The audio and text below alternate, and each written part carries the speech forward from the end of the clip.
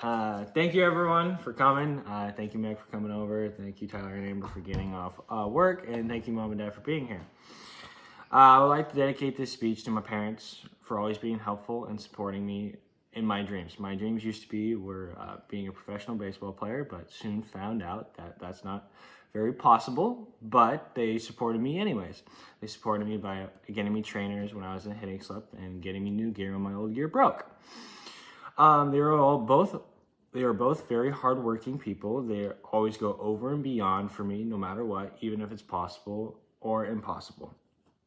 They're always one call away for me whenever I have a hard time.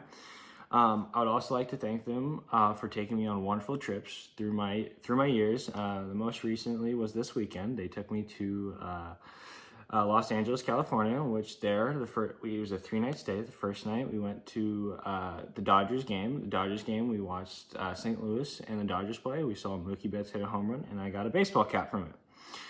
The next day we met with our old interns when I was 14. Her name was Heidi and her new husband. We went to the museum, California Science Museum. There we saw the Endeavor, which is the space shuttle.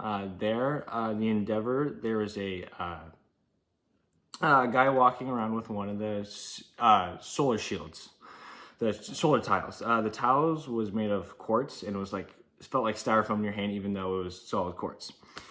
Not solid quartz, powdered quartz. From there, we dropped him off and went to go see my older brother that lives in Long Beach, but we met him in his marina where he has a sailboat. From there, we sailed around the marina looking at all the $1 million boats, all these rich people's boats.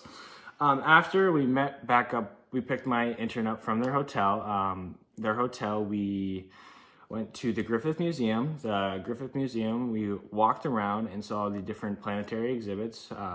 We saw eclipse, how seasons work, how light changes into the rainbow through prisms, and we all went through the planetarium.